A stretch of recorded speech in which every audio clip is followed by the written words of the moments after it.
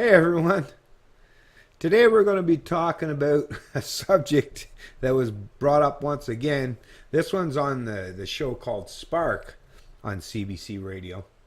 You know something?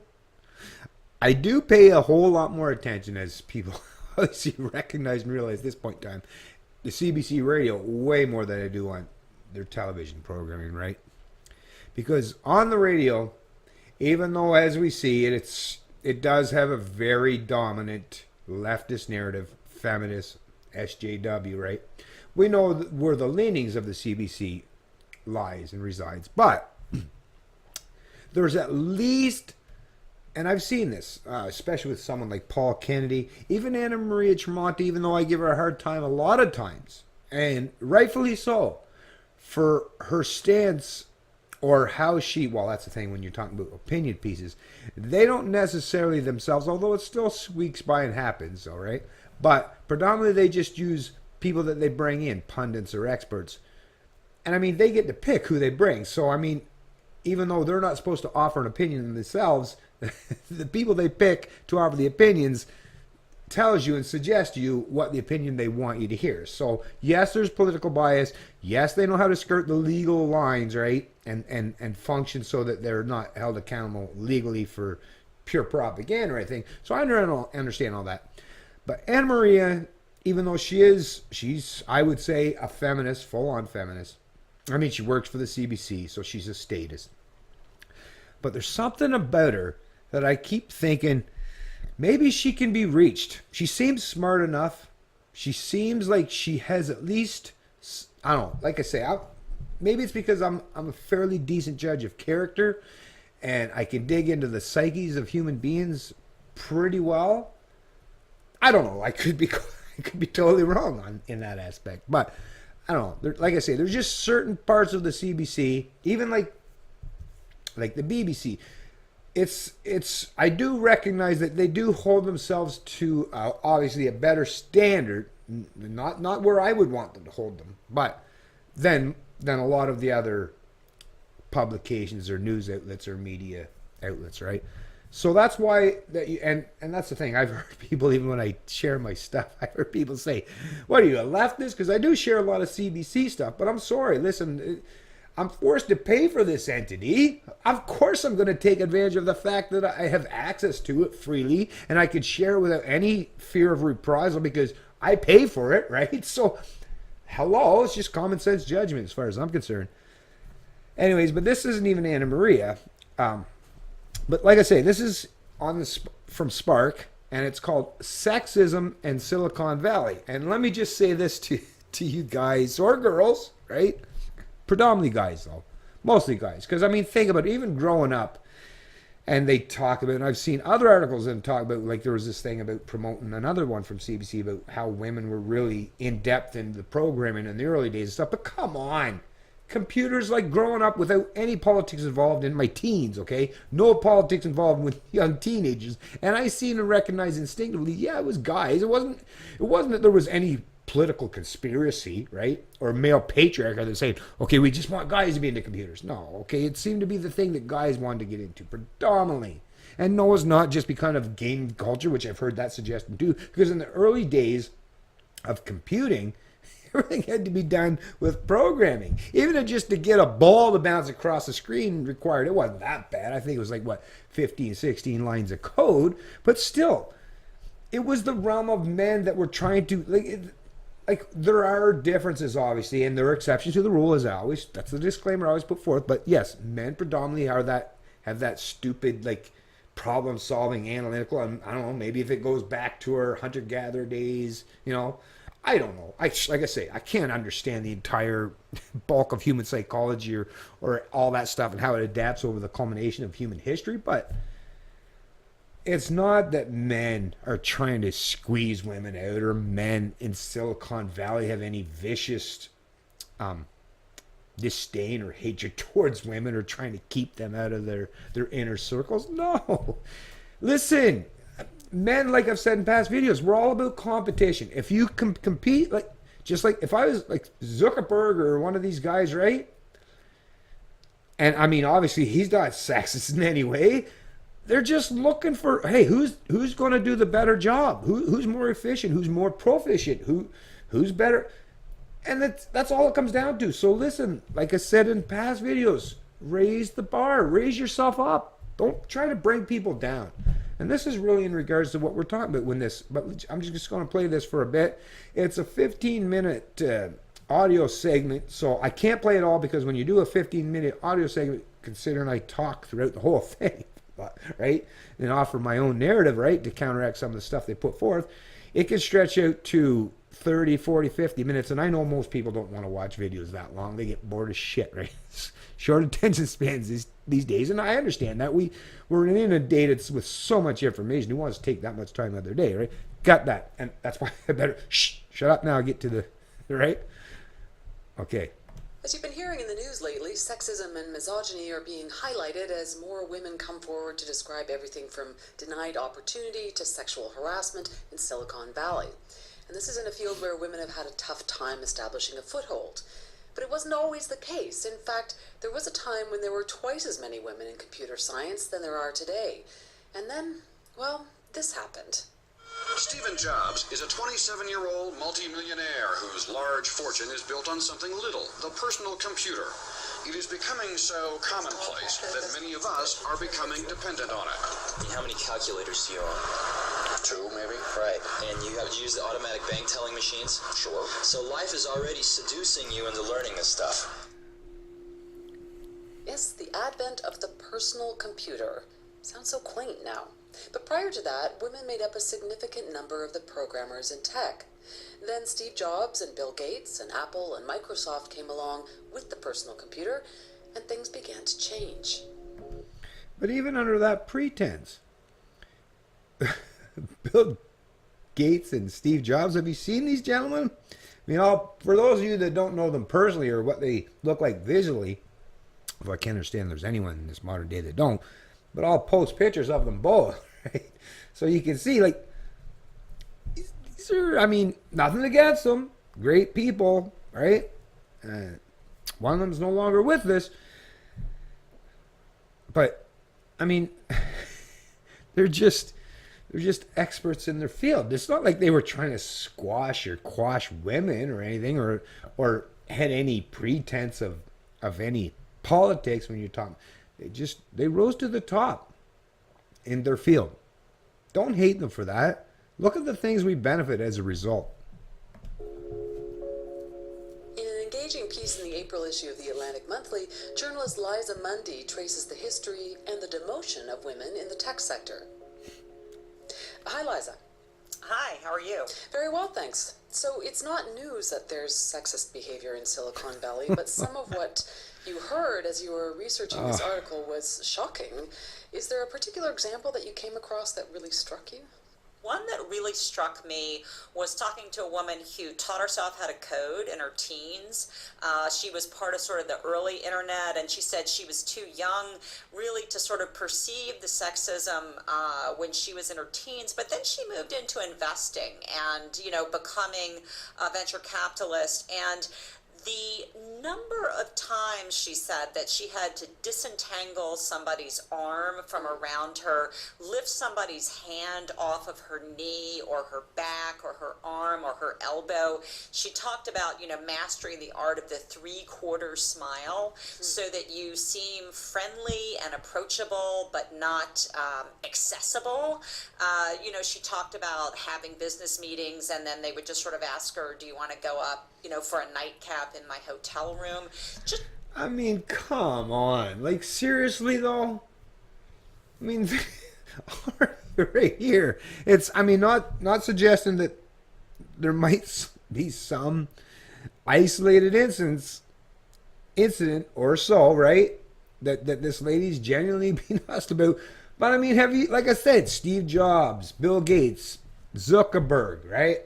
I mean, look at, I won't even bring all the rest of them, right, into, like, the equation. But think about the people that represent, the men predominantly, that represent Silicon Valley. Now, or, like I say, what you would consider computer nerds. And are these, like, players, right? No, come on. Is that where we're trying to go with this story? Is now like Silicon Valley types, like computer types, right? Computer guys? Because you got to remember, I grew up in the era of computers.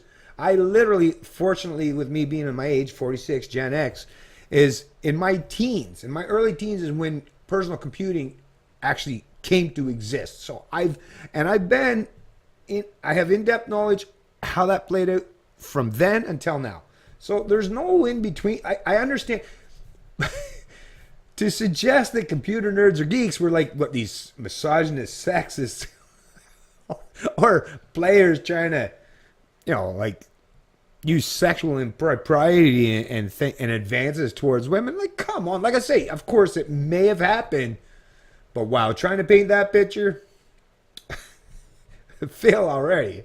Just the sort of the incessant come-ons from men in an industry, where there is a lot of money washing around and where you do want to get in on the deal. So you want to be part of the bro culture, if you will, but it's very difficult for a woman, and yet she said at the same time she didn't want to seem hostile or skeptical, so you can't be too off-putting. You have to try to be part of the culture, but not to the point where you sort of almost instantly vulnerable to having it be misinterpreted. Just they talk about the old adage of Ginger Rogers having to do everything Fred Astaire did, but backward in heels. That really was what she was describing. She really enjoys tech. All the women I interviewed love working in tech, and they want to stay in tech. And she loved the venture capital and investing part, but the amount of energy expended just to sort of fend people off at the same time that you're trying not to be excluded was really striking. It wasn't always this way. Women played important roles in the early history of computer programming, and there were lots of women in programming. Can you describe a little bit of that early history?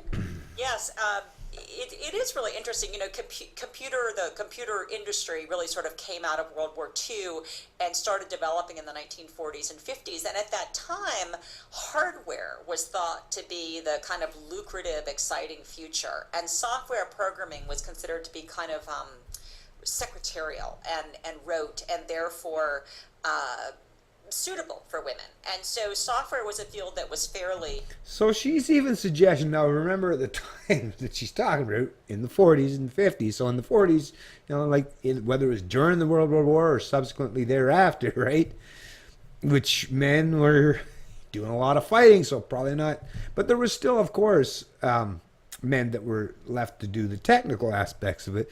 But she's even suggesting as such, without, I don't even know if she understands what she's actually relaying there, because she's trying to put forth one particular narrative, but what it's really saying on the other side of that is obviously they were given that opportunity, right? Because she's saying that women were prevalent in computing and data because that people looked at it as a secretarial type of endeavor. So men or business owners or corporations or governments or whoever, right?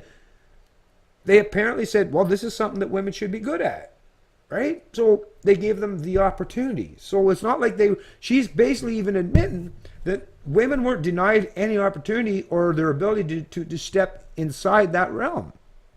Hospitable to women in the 50s and even before that, the 40s. And there was, in fact, a group of women who programmed one of the early computers. And when it was unveiled, they weren't even invited to the celebratory party. But then when software became recognized as the sort of true lucrative future of Silicon Valley, then the programmers poured in and women began getting edged out. Yeah, I was surprised to learn that female participation... The programmers poured in and the women got pushed out. So do you think there was, listen to the way that's being presented, right? So in reality, it's apparently they were much better at it, right? That's competition, I'm sorry, in the market, just like when she was suggesting about these ladies that went into venture capitalism. Well, if you go into venture capitalism, you understand competition is what matters there. Now, there's no fucking feelings, right? Feelings are taken out of the equation. Now, I understand that some of this rawness of capitalism, people don't like it because, like I say, it takes all the emotions and feelings and compassion out of it. And I get how some people don't necessarily like it, but she's admitting that that's how it's functioning. So in reality, there was no feelings, there was no maliciousness or ill intent. It was just that apparently it turns out that men must have obviously been more proficient and better at doing it. It's not like they railed. I don't remember any strikes or protests to make sure that only men could become programmers back in the day, right? No. They beat them in a fair game, and no one likes to lose, right? In computer science programs in post-secondary was at a high point in 1984 and is now only about half that. So what happened? That really is a striking figure.